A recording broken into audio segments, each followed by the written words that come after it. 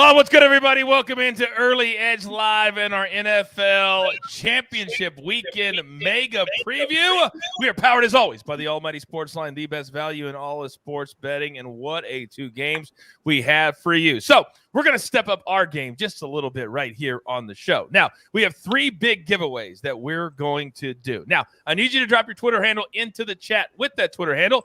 Leave your best bet for this weekend's games. We're going to give away not one, but two Paramount Plus $100 gift cards. Then keep the live chat going because we'll announce another $100 Paramount Plus gift card winner on our Friday prop show, as we like to call our prop spectacular. But also, you need to follow SportsLine on Twitter, Instagram, and right here on YouTube.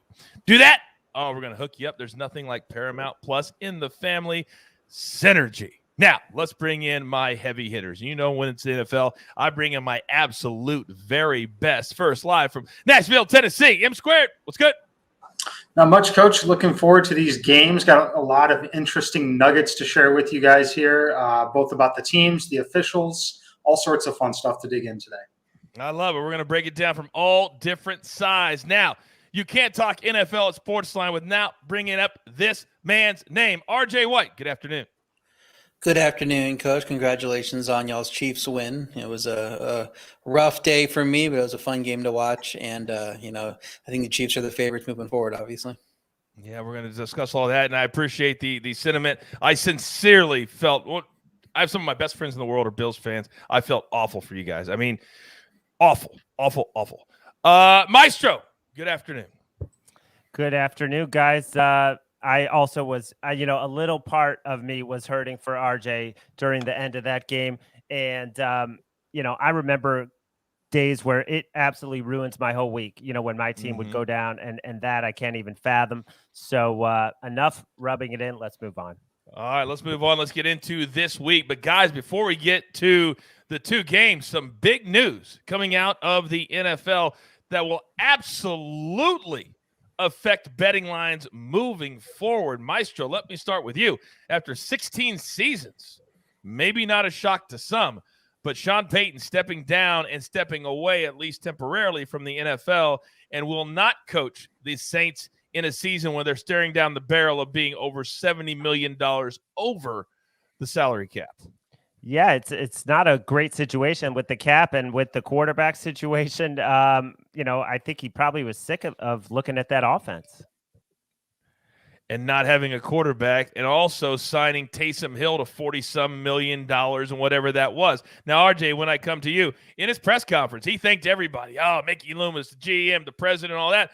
But the bottom line is the last couple of years has not been great management for the Saints. What do you think is the biggest reason Sean Payton is walking away?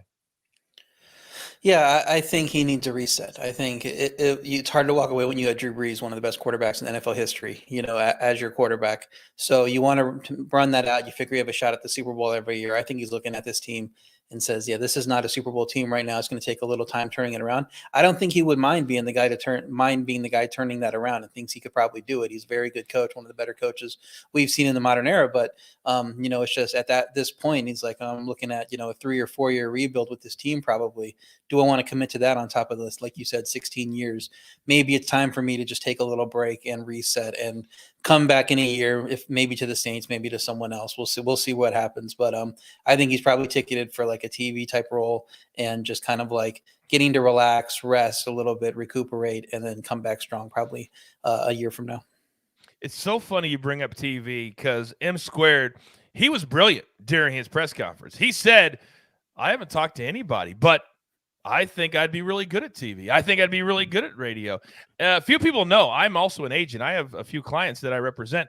And if my clients did my job for me, like Sean Payton did his agent's job today for him, I would be incredibly grateful. What do you think the immediate future is going to be for Sean Payton? A few vacations, maybe a golf course, and then some TV stuff. I think that we also have to remember a guy he spent a lot of time with, Drew Brees, also went the television route. Real quick, is Mikey low to anybody else? Yes. Okay, Mikey, you're really low. Your microphone, we can't hear you at all. But I can hear you talking, but it's really, really low. Cool. I'll look into it. I'll jump back in. Okay, awesome. We'll come back to you. Well, I'll pose the same question while we're waiting on Mikey. What do we think because the logical landing spot would be sit out for a year, and then many people don't realize that he lives in Dallas in the offseason because his family lives there. He got a divorce and his kids go to school in Dallas. So that would be at least, Maestro, the natural landing spot for him. Yeah, there's going to be a ton of speculation. He's going to coach again. He is a tremendous offensive mind. Maybe didn't get the full maximum out of the Drew Brees years. But yeah, he's going to have his pick of jobs come 2023. That will be, yeah. No doubt about it. Now, as far as the Saints are concerned, RJ, is there even a scenario that you could look at and say they could be a playoff team next year?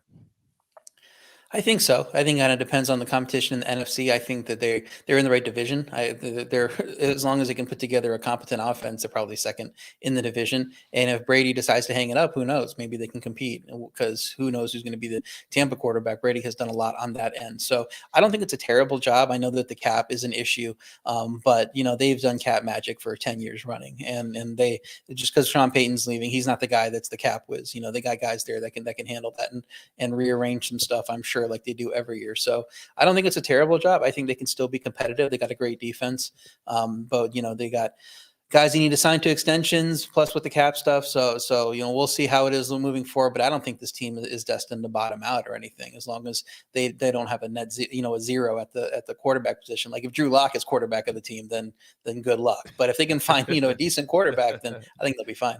Yeah, we'll see how healthy Jameis Winston is. People forget, too, 16 years ago, this was not a job anybody wanted. It was right after Katrina. There's a lot of issues going on. Mikey, do we have your microphone fixed, do you think? No, still not working. Still not working. See if you got anything there? No, now it is. Okay. Yep. Perfect. You're good to go. Do you want to comment real quick on Sean Payton? Yeah, just say that he spent a lot of time around another guy who did a lot of TV work this past year, Mr. Drew Brees. Probably has had a few conversations about that life as well. So I see a few vacations, a little golf course time, and some TV studio time in his immediate future. And then I definitely could see him returning to the sidelines at some point, but I do not think it will be for next season.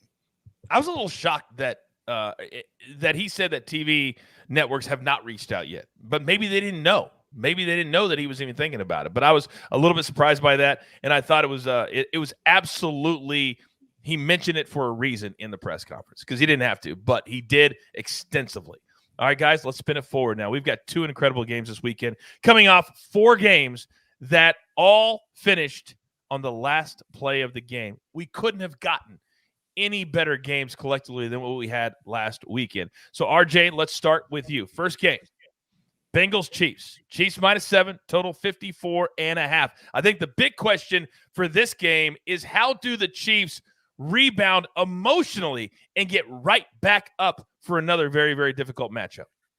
I don't think it's a problem at all for the Chiefs to do that. They if you know their playoff history, I'm sure you're aware, they're coming back from double-digit deficits a lot and keep winning games. I mean, this is nothing new to them to turn around right back, reset, and go out and win another game. So I don't think this is going to hamper them at all from that end. Now, that said, I think Cincinnati probably is a little bit too much of an underdog in this game. They haven't been at their best in the playoffs, and they're still winning games. What happens if things click? This is the week that things click, and they get into their own Josh Allen type shootout with the Chiefs. They needed a goal line interception against the Raiders to secure their first win. Tannehill melted down in the second one, threw a pick, beginning of the game, end of the game, and that's really what sealed it for them. I think Burrow's been playing fantastic. The 80% of the time he's not on his back because he's getting sacked. So as long as the offensive line can find something there, and Chiefs are only 28th in adjusted sack rate, I believe, on defense. So maybe he won't see as much pressure there. And since he's able to be competitive in this game, I don't think Cincy's defense is going to slow down the Chiefs that much. But who knows? Tyrann Mathieu not being cleared is going to hurt the Kansas City side as well if he doesn't get cleared. So hopefully he can play. He's a great player. We want to see him in these type of games. But the Bengals, confident, having beaten the Chiefs, I think coming to be competitive in this game. I'm looking for 7.5 so I can play the Bengals. All right, Mikey, let me come to you. And I will say this, that you all know I have a source within Kansas City and near the Chiefs, if not in the organization. And he has told me today that they believe that Tyrann Mathieu will be cleared, if not tomorrow, but certainly by Thursday. But they fully expect Mathieu to be on the field come Sunday. Now, Mikey, based off of what we saw last weekend, Burrow has not looked great. He did not look great, but now he may be forced, and we know that based off of last week, into a shootout, like RJ just said. How much do you think the first game this year will affect how Joe Burrow attacks this game?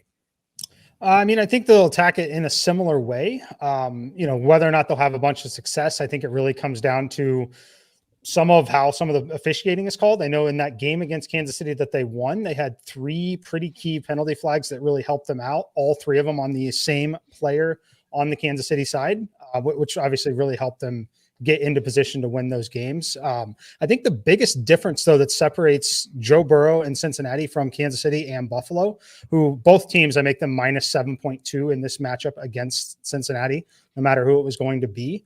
The big differentiator, though, is Joe Burrow is not as mobile as Josh Allen or Patrick Mahomes. He doesn't extend plays as well as those 2 guys, and that's where ultimately I think that they were going to get into trouble.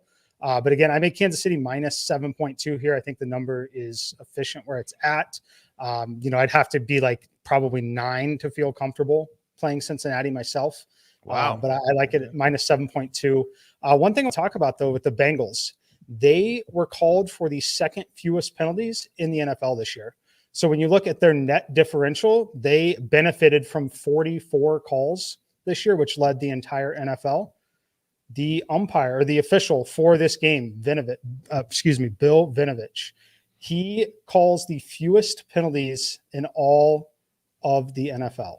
That's who's reffing this game here. It will be very interesting to see if the Bengals get that benefit that they've had all season with the 44 calls in their favor, if that kind of comes into play here, if it helps the Chiefs at all, who, again, racked up penalties against Burrow in that passing game. It'll be very interesting to see if that'll be a factor in this one. Maestro. Yeah, but the record is 1-5 with Vinovich as the ref, and the Chiefs are 6-3 with him. Take it for what you will, 2-0 this season, but it's not his crew. He's the head ref, but it's not the same group of guys that he normally works with. You look back at that first game, the Bengals had 23 first downs. 6 of them came by penalty. There were 3 third down pass interference calls.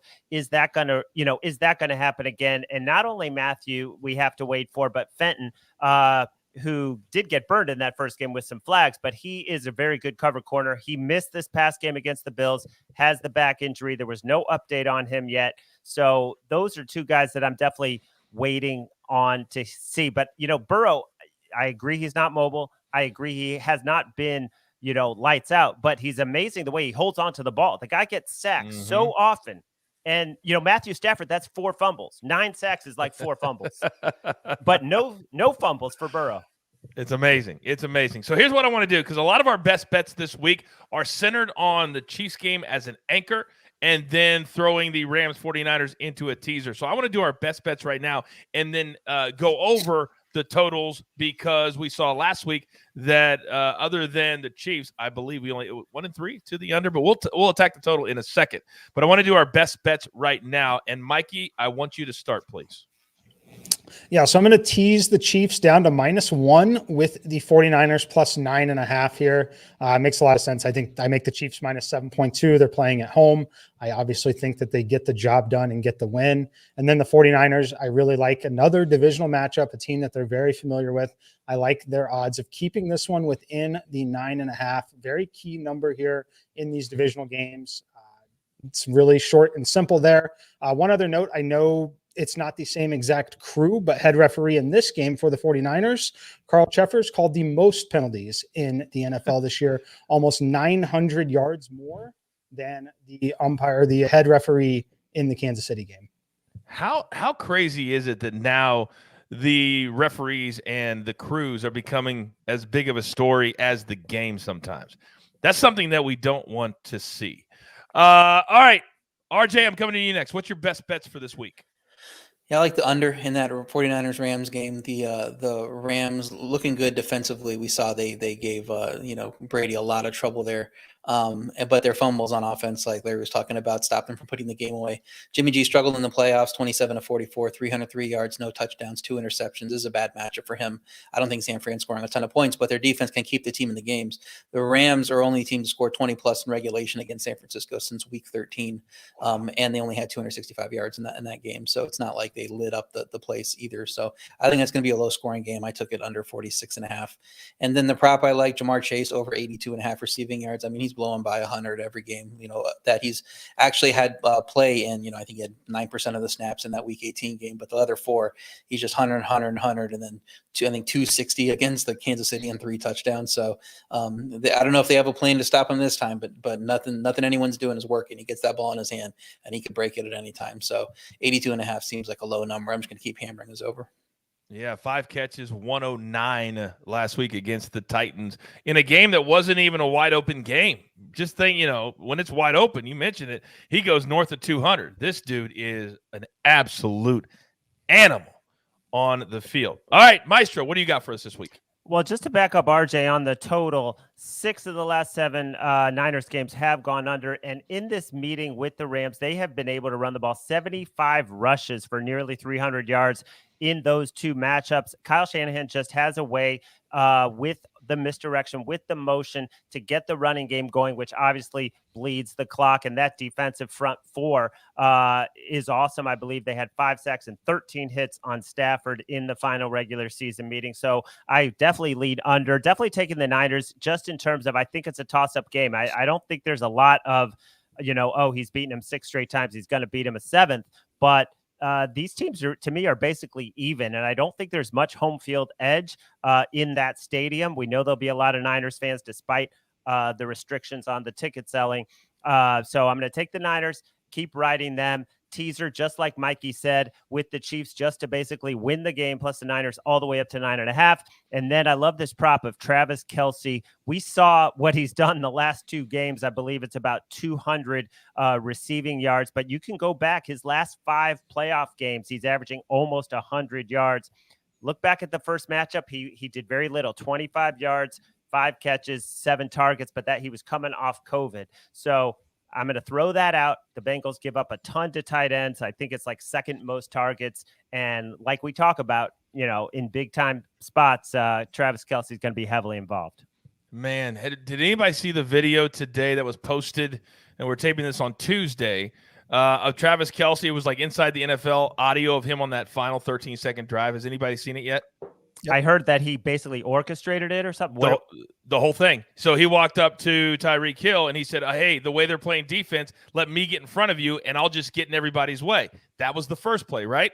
Then the second play, because they called the timeout, he walked up to Patrick Mahomes and he said, the seam's open. And then Mahomes says, Kelce, do it. When he was calling the barking out, like getting ready to snap, Kelce, do it. And he did it. And it was incredible. So it's on Twitter right now. It's inside the NFL. It's incredible sound. But if it wasn't for that drive, it wasn't for that final crazy 2 minutes, the under would have come in. So let's attack the total in this game for a second, because currently it's at 54.5. Now, normally you got to be very, very careful, Mikey, when you're talking about totals, because it's all about just win and advance. What do you make of the total in this one?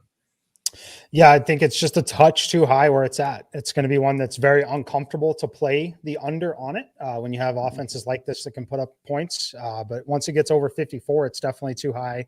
I make this one 52.7, in between 51, 54. Obviously, really, really key spot in these games. But yeah, I think that it comes down to, can they? Mike, you're dropping out again. I think you have a short in a cord, because now you just went. Now we can't hear you again. So I think it's a cord that's shorted out. And I apologize for interrupting you, but I just can't hear you. Maybe dump out all the way and then come back in. Maybe that'll fix it. In the meantime, Maestro, go ahead. Well, I just want to say that of the 4 side total, 4 different options, this thing has moved the most. Opened in the 51 neighborhood, now up to 54.5 through a lot of key numbers. It's a little too high for me right now, but I'm still leaning over. I mean, the first meeting was 34-31, and I think the Chiefs left some out there on the field in that first meeting. RJ? Yeah, I'm the same way. I would have played over at the earlier number. I think now you're not getting as good value. Obviously, 54.5 is just a lean to me to the over because I see the Cincinnati team. They could give some turnovers too and give some easy points to the Chiefs if that offensive line is not working well. But I think either way, Burrow's going to score a ton of points in this game. He's not. I don't think he has the Allen, as you said, rushing ability to keep up in that sense. But he can put points on the board as we've seen. So this just feels like Chiefs scoring 40 points a game at this point. This feels like it has to go over, but by no means is it a lock. At 54.5, I'm just leaning there. Yeah, it's one of those things you want to wait. It kind of feels like to me one of those games you wait to see how your other bets are going, and then you do it for fun. Sometimes you bet the over for fun and just root for points if you don't like a side. Now, something that can I just address one thing in the chat? I'm seeing Reed's talking about Kelsey at 77. I'm seeing it right now on FanDuel still at 72.5. And earlier today, all major books that I was checking had it at 72.5. Okay, very good. Mikey, can we hear you? I hope so. Can you hear me? Yes, perfect. Back them up on that. It's Oh, 72 and a half pretty much everywhere. it went right away. You went right away. No? Can't now I can't. You have a short in your cord. I know you definitely. do. Yeah, All you're right. going in and out. Damn it. I really want to know what you had to say. Try it again. See if it works. I just say I have Kelsey all the way up to 83 yards in the simulation. You can find it 72.5 everywhere. So I fully support this play. Back it up. Okay. Very, very good. One of the things I think that people at home have to be very, very careful of this week. When you look at some of the numbers, Tyreek 11 for 150, Kelsey 8 for 96, Mahomes 60. A lot of these numbers were bolstered by that final 2 minutes and by all the craziness that happened. Maestro, let me start with you. How careful do we need to be, not just to blankly say, oh, all the overs came in on the props last week, it's going to happen again this week? Yeah, I mean, that was a once-in-a-lifetime type of finish, but I think we're looking at a competitive game with two offenses that cannot be stopped by these defenses. I mean, the Bengals' three wideouts are probably as good as there is. Who's stopping the Chiefs with all their weapons? I mean, nobody. Plus McKinnon, coming out of the backfield, just showed up the last few games, and all of a sudden, he's just exploding. So I think both teams are going to not run the ball. And I think both teams are going to air it out. Yeah, RJ, when you look at the different props that hit last week and where we may angle ourselves this week, other than Jamar Chase, who you already love, is there another player in this game that you think the matchup suits them really, really nice? Yeah, I was going to be playing the Kelsey overs too, like Larry did when I looked earlier in the day. They didn't have him up yet, but I put a note down, said over on Kelsey props. Since he's allowed the fifth most receiving yards to tight ends in the regular season, he's going to be a focal point of that. So that's kind of where you want to go. So I would look there. I think Bro probably hits his over 289.5. He's at 300 plus in 5 of his last 7, had 446 in that KC game. And then Boyd, I'd probably go under 36 or less in 3 straight, including against Kansas City. It seems like they're going to funnel it to Higgins and Chase there and Mixon. Mixon's becoming more of a player in the passing game too. I think he had 6 for 40 last week, something like that. So I kind of looked at his over on his reception props. If they're not too high, if they come in that 3.5, 4.5 range, I think you're good playing those too. So those are kind of the guys I'm looking at now. Boyd on the unders, Mixon on the receiving overs. Love the Kelsey over that Larry's on, and looking to the Burrow over too. Mikey, let's go to the other side on the quarterback. And last week, very, very easy. First quarter, we would cash the Patrick Mahomes rushing total. He had that 40-some-odd run. Do we think that this will be another Patrick Mahomes puts the Kansas City Chiefs on his back with his legs and his arm? Yeah, definitely. I think it's Yeah, we lost you again, bud. Damn it. Yeah, it's definitely a short in the thing. So sorry about that, M Square. Darn it, man. We really want to. Of course, follow him on social media. He always has tons of good takes there as well, and he'll be on the morning show all this week as well. All right, gentlemen, let's spin it forward to game number 2. Now, this is a rematch from just 3 weeks ago when the Rams were up by 17, and we thought the 49ers were dead and gone. They needed to win that game to get into the playoffs. Then they came back and they did it. Then they go on the road and win. Then they go on the road again and win in the snow. Now, let me start with you, Maestro. The 49ers can look at their quarterback play and say, you know what? He really did nothing, and we still won the game. How much does Jimmy G need to do this week? Because all of his numbers cashed the unders last week. Yeah, well, he needs to do more than he did. He was victimized by some really bad drops early in the game that would have made his numbers look better. You know, Kittle, I think it was going to be a 55-yard potential touchdown. That was just a clear drop. This guy is 15-4 against the number. As an underdog. He's 4-1 in the playoffs. Somehow, even with those big mistakes that he can make, he does enough. And you look at Deebo Samuel, just looking at his numbers, and thanks to Made Him Focus in the chat for pointing this out. His 2 games against the Rams were pretty sick. 140 combined in the last meeting, and in the first meeting, he was also up to 133. So Deebo Samuel, the guy is pretty much unstoppable right now. He is unstoppable, but also RJ, Cooper Kupp is unstoppable. I'm still blown away that they decided, the Buccaneers, when they had all that momentum, that they decided to rush Matthew Stafford, leave Cooper Kupp in one-on-one, and that gorgeous pass. He had 9 catches for 183 yards. Now, they held him in check the last time they played. But what do you think happens this week? Yeah, I think they were expecting they could get to Stafford and make him fumble it again because he just kept on fumbling in that game. But, Kupp probably has a good game. This is a tough matchup for him. I think it's a tough matchup passing the ball anyway. Jimmy G, like I said, he had struggled in the playoffs. I know that they drove back in that last game, 5-play, 88-yard drive under 2 minutes left to get that touchdown drive, which was pretty low probability, but they got it. But Jimmy's in a worse state now, dealing with those injuries, going to need surgery after the season, it looks like.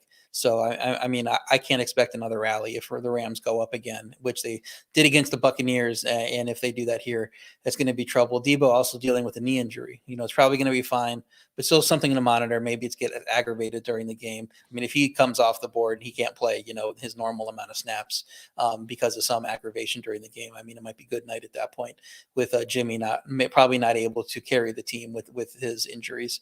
So, it's going to be an interesting game. The thing about that San Francisco, you quote the Jimmy stats and all that. He's not really the product of San Francisco ever having success. It's what the weapons around him, the run game, Shanahan scheming, the defense. And that defense can keep the team in the game. The Rams are the only team to score 20 in regulation, like I said, in the last five or 6 weeks against this team. And they didn't really have a ton of yards. I think they haven't given up more than 307 yards in any game since week 14. So I like that Niners play it for 3.5. You have to get it at 3.5. But I'm really not comfortable playing them with the state of that quarterback and the injury, and it just doesn't seem like something I want to do. So that's why I played the under. I might look to the Rams at -3 once it gets there, but on the spread, but more of a fan of the under in this game. Yeah, I think that's why Maestro and M Squared leaned into the teaser as opposed, because you're getting that extra 6 points. Maestro, what do you have? Yeah, I just want to say that the safety play on the 49ers is a little bit better than the Buccaneers. A guy like Jimmy Ward, 2 picks against the Rams in the first game. Stafford threw 2 picks. I'm just checking it out, but I believe 2 picks in each game against the 49ers. So if you want to talk about Jimmy G and his faults, I think we got to talk about Matthew Stafford and the potential for him to make mistakes against a very good pass rush. Well, some tickets that we've been cashing a lot with these two teams is AB is kind of our quarterback whisperer here on the show, and we hit that over half an interception. It seems like every time Matthew Stafford plays. And then last week, Jimmy G as well. So that's always a play we'll look at. And, of course, we usually wait until game time to see how the week has gone, what reports we're getting, and those types of things as well. RJ, let me come back to you because the total in this is 46.5. You're on the under. But there's going to be a lot of people that say, oh, it was 17-0. They came back. We can easily get to the over. But how much stock do you take in either the under that we saw in Green Bay, and we know it's a big comeback, but the over coming in with the Rams? Yeah, more likely to put stock in the under. Obviously, some on the under. It's just that offense, Jimmy. They haven't scored a touchdown offensively in the passing game the last couple of weeks. I think they had 1 offensive touchdown in that first game that they won, and then got by with field goals. I think Elijah Mitchell had a touchdown there, but so it's a thing where I don't trust him that much to score a bunch of points if it turns into a shootout. I know Stafford has struggled at times. It seems like whenever I try to play for the Stafford struggle game, like I did last week against the Bucs, he comes out and is amazing. And then, so I don't Yes. get it, and then now I'm San Francisco. I'm like, well, a lot of experience here. He's playing well, a lot of weapons. He'll come in, he'll be fine. I actually do like his under on 277.5 passing yards. I think that San Francisco rush is too good. I think they're going to hit to the run a lot. They're going to go short pass a lot. They're going to try to not make sure he's throwing 40 times and could make those back-breaking mistakes. So I think they're going to try to take the ball out of his hand, and he's not as much of a factor. He doesn't have to go win the game for him. And I agree. I just want to say, because Sean McVay has been leaning on the run, as you saw what happened when he got up, he was just running the ball right into the middle of the line, and that was part of the reason the Bucs came back. But he has wanted to go run heavy down the stretch, probably because of Stafford's mistakes. And Stafford has 2 straight games without an interception. I mean, is he going to go 3 without an interception? If they're playing from ahead and they can run the ball and throw it short, yeah. But again, also Beckham is playing. The thing that worries me as a 49ers backer is I just feel the Rams' weapons are better now than they have been at any point this season. When you talk about Cam Akers, you talk about OBJ, you talk about Higbee and Kupp and Jefferson. I mean, he's got a ton of weapons.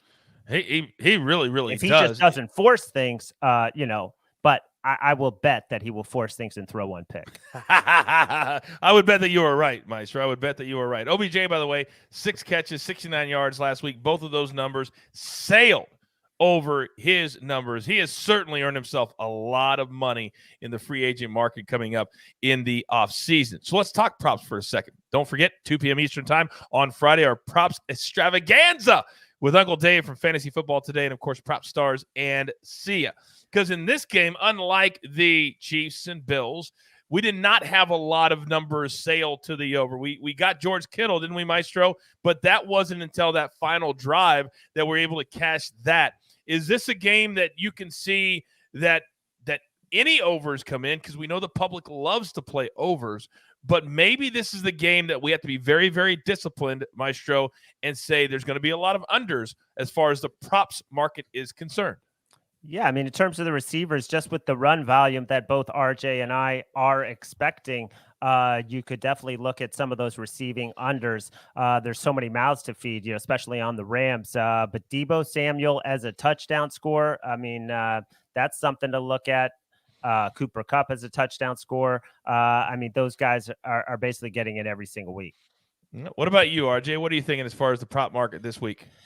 Yeah, I think unders are a pretty good call, but there are 2 secondary receiving over options I would look to. Brandon Ayuk at 48.5 receiving yards. The Rams do allow the 4th most receiving yards in the league to receivers in the regular season. 2nd fewest touchdowns. They don't mind giving up a little, just as long as you're not beating them deep, they'll give you some. And I think Ayuk could do a little work there, get a 15, 20-yard gain, a couple of those, and get over this total, even if he's not going to get a touchdown. And then you mentioned Tyler Higbee. He's been over 40 yards in 6 straight, but San Francisco defends tight ends well, so not really a lock. You guys are understand why the number got put at 39.5. I would probably leaned him going over that, expecting San Fran to do a pretty good job on those receivers, but Higbee being a little more open. He had a good game last week, and I think he can carry that over here. All right, very, very good. I think so as well. Now, if that's a defense that can keep Green Bay in check, then you got to believe they can keep the Rams in check. Look who's back, our OG. Yeah, and I just chime in that Deebo has scored 8 of the last 10. Kupp has scored 7 of the last 8. So anytime touchdowns, if you get the right price, might be a good bet as well. Mikey, welcome back. I know you've probably been listening off air. Anything you'd like to weigh in on right now that you've been chomping on? Just that I lean towards the 49ers in the game. Obviously, I have them in the teaser up to plus 9.5. I would be on it for sure at 4. It's not going to go to 4. It's likely to finish at 3. I expect that to be where this game closes. If it, for some reason, hits 4 and I'm not laying, if I can get a standard minus 110 on the 4, then I'll end up going ahead and playing the 4. But if not, I'm just going to leave it in the teaser. I really respect the defensive ability, and I respect Shanahan a ton. I respect his ability to just keep it close and competitive and keep his football team in the football game. That's what he's very good at. You saw it at Green Bay. They really didn't have much business winning that game, but they ended up winning the game because they were there and in a position to get lucky enough to do it. So I think we see a similar result here. I think that they're rely on their defense and they're just within striking distance enough. I do think that it'll be a field goal game either way. Very good. Maestro, I know you got to go with the big boys over at CBS Sports HQ. Thanks, pal. Enjoyed it, guys. All right, that is Larry Hartstein. We call him the Maestro. You can catch him over on CBS Sports HQ right now, giving all of his incredible NFL analysis over there also. Gentlemen, I know the one thing that most people don't realize is that there are what we call look-ahead lines, that you can bet a game before it actually happens. So having you two here right now, I have to do this before we get out of here. The look-ahead. What a matchup in the Super Bowl would look like. Mikey, quickly, what would the look-ahead lines be? I know you've got them somewhere there for all the matchup possibilities next weekend. Trying to pull them up again. Seem to have lost. I got you right here. I got the right, Chiefs. Yeah, Chiefs at -1.5 against the Rams, at -2.5 against the Niners. The Rams at -3.5 against the Bengals, 49ers -1.5 against the Bengals. So getting a point on the Chiefs matchups if you go San Francisco, and it looks like it drops 2 points on the Bengals matchups for some reason. There's a discrepancy there. All right, so let me ask you this, RJ. I'll start with you. For the Chiefs, what do you think is the best matchup in the Super Bowl? Well, I think you want to see the 49ers. I think you're just worried about who can score with you. And I know Stafford's had his issues, but that offense, Cooper Kupp, Odell Beckham, Matthew Stafford, the running game, they could go toe-to-toe with the Chiefs if they're at their best. And they have all those defensive weapons, Von Miller rushing along with Aaron Donald, Jalen Ramsey on the back end. That is a star lineup, on both sides of the ball. And so if anybody's going to give them trouble, it's them. San Francisco, you have to think with Jimmy G being limited and dealing with injury, not going to be 100% for that game. San Francisco probably isn't going to limit Kansas City, defensively, the way that Kansas City offense is playing. So if I'm a Chiefs fan, I want to play the 49ers. I would lay those points with the Chiefs either way. Before this weekend, the look-ahead line, you bet AFC team versus NFC team. AFC was underdog by 1 point, and it was a +100 on the money line. I'm like, play that, because what if Bills or Chiefs, either one make it through? I mean, even against the Packers, I would take them at this point. And Packers lost. I think that was the only reason that it was -1 was because people expected the Packers to make it, and they were like, maybe they're going to be a favorite over the Titans or one of these AFC teams sneak through. But now it just seems clear if the Chiefs get through, they're going to be the favorite, and 1.5, 2.5 isn't enough for them. I think they were like +120 to win it all. I saw at FanDuel or one of those. The Chiefs are the betting favorite right now. Mikey, your thoughts on who would be the best for the Chiefs to face? Yeah, I mean, I think it's definitely the 49ers are the best matchup for the Chiefs just because of what RJ said. It's really, out of all the teams there, you're asking the 49ers to go score 30 points. It's a chore, right? It's really difficult for them to get to that number. And I think that's what it'll take against Kansas City. So like RJ, I have a pretty big edge on Kansas City either way. But if they play the 49ers, my sim model on that one is just absolutely ridiculous. It's up to -6.1. There's no way we'll see a line that where. I think that we would see the line close 3.5, though. I don't think if you hung Kansas City 3 out there right now, there's not a chance that it wouldn't get bet up over a field goal against the 49ers outside of Tyreek or Travis Kelce being injured in a game that they win and move on kind of thing. So, yeah, I make them all the way up over 6 points there. I make them 3.5 against the Rams. The market will definitely not move it to that point.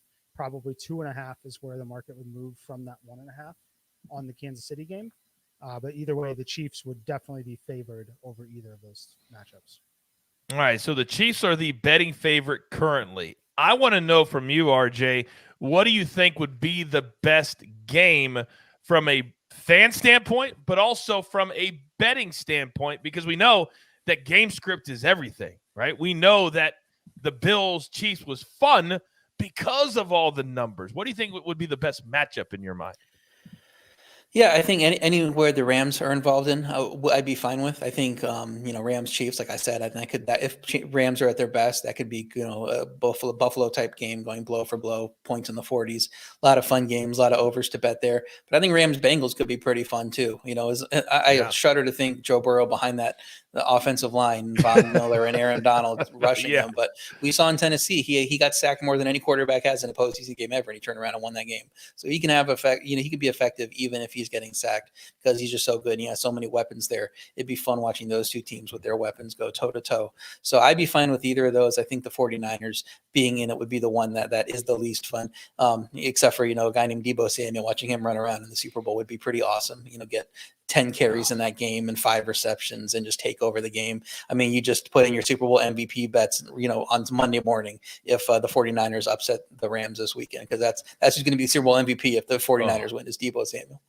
Man, and that's a fast track at SoFi too, isn't it? That is a fast track. Mikey, what do you think would be the best Super Bowl betting-wise, fan-wise? I say Chiefs-Bills at a neutral site. Let's figure out a way to make that happen at a neutral site. I think that's what we all want to see again. But, I think Chiefs-Rams is the most compelling. If you're tired of Patrick Mahomes and the Chiefs, then I guess you could make the argument you'd like to see Joe Burrow in there. I personally don't think it would be very pretty. I don't think that offensive line is going to be able to protect him enough against that Rams defense. So I think it's got to be Chiefs-Rams as far as what would be the most entertaining to watch. If you're just a fan of the game, not a fan of any of the teams, just like NFL football, I think it has to be Chiefs-Rams. All right. And if you think that the Chiefs are going to be there, like my guys said, you may want to get ahead of the game because it may just shoot up as soon as the official line comes out. All right, real quick, we're going to wrap things up by doing our best bets one more time. So, AB, if you can, there you go, my man. Now, Mikey, what is your official best bet so far for the week? All right. Kansas City -1 with the 49ers, plus 9.5 in a teaser here. I think the Chiefs get the job done at home. I think the Niners are able to keep it within the pretty key number here at 9.5. Other plays, I haven't officially played Travis Kelce yet, but I have a very strong lean on Travis Kelce's over. And then I will note on some of the Cincinnati receivers, while I may not be on their overs to start, I will be looking for in-game plays, and I will be looking at some of their longest reception props is my way to attack those. To clarify, Kelce catch over or his yardage over? Yardage over. All right, so you'll piggyback Larry there on that one as he made that an official play as well, which is always a good thing when Mikey and the Maestro are on the same play. RJ, talk to me. Like that Kelce over as well. If it was on the board Tuesday morning, I would have sent it in as the best bet too. But my plays here for the show are the Rams, 49ers under 46.5. I just think it's going to be more of a defensive battle, and the San Francisco quarterback situation there with Jimmy dealing with an injury. They haven't been scoring a lot of points, and I think that continues here. And then Jamar Chase over 82.5 receiving yards. He's just unstoppable really at this point. And we saw if Gabriel Davis can catch for 200 yards against the Chiefs, Chase might, have 1,000 in this game. So there's no number you could hang that's probably going to be high enough for me to not play Chase. I completely agree with you. We can't guard anybody. Even though I'm a Chiefs fan, I know that we're going to have to outscore them because our defensive backfield is bad. Hopefully Matthew will be back, because if he's back there, I think that game would have been a little bit different, but I don't know how much different it would have been against Buffalo. The Maestro is on 49ers at that 3.5 number. He's also on the teaser that Mikey's on Chiefs and the 49ers, and then the Kelce over. By the way, Kelce hit both of his numbers, the catch number and the over number, including that game-winning touchdown as well. Don't forget, we'll be back at 2 p.m. Eastern time right here on this YouTube channel. If you are not a subscriber yet, please do that for me. It is free of charge. Then if you want to become a SportsLine member or try it out, use a promo code EDGE. I'll give you 30 days for free. You can have all the cappers, all the analysis. All my experts like Mikey and RJ and Maestro are there every single day.